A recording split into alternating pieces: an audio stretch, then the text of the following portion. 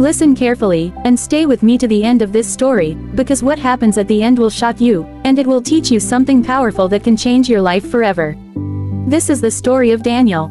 Daniel was born among the Israelites during a time of great suffering. The Babylonian Empire, under the powerful King Nebuchadnezzar, conquered Jerusalem. Families were torn apart, treasures of the temple of God were taken, and many young men were carried away into exile. Among them was Daniel, a young man chosen because of his wisdom, strength, and good appearance.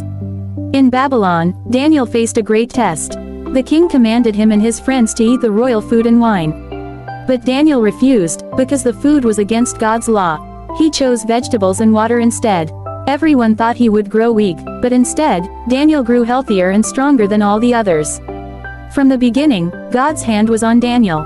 Years passed, and Daniel became known for his wisdom and his gift of interpreting dreams. When the king had a terrifying dream that no magician or wise man could explain, Daniel prayed to God, and the secret was revealed to him. He told the king the meaning, that kingdoms would rise and fall, but in the end, God's kingdom would never be destroyed. The king was amazed, and Daniel was promoted to a position of great power. But not everyone loved Daniel. He served faithfully under different kings, Nebuchadnezzar, Belshazzar, and Darius, and he always remained loyal to God. Daniel was so honest, so trustworthy, that his enemies could find no fault in him. Jealous of his success, they decided to trap him. They convinced King Darius to sign a law that for 30 days, no one should pray to any god or man except the king himself. But Daniel would not bow to men. 3 times a day, he opened his window toward Jerusalem and prayed to the living God, just as he had always done. His enemies caught him, and with wicked smiles, they ran to the king. The king loved Daniel, but the law of the Medes and Persians could not be changed. Daniel was condemned to the lion's den. That night was terrifying. Imagine the sound of roaring beasts echoing through the stone chamber.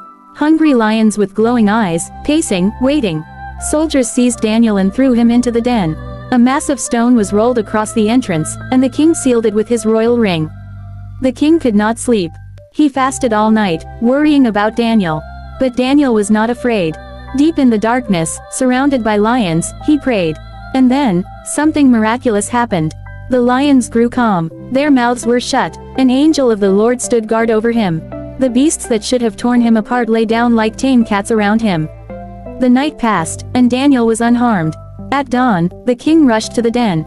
With a trembling voice, he cried out, "Daniel, servant of the living God, has your God, whom you serve continually, been able to rescue you from the lions?"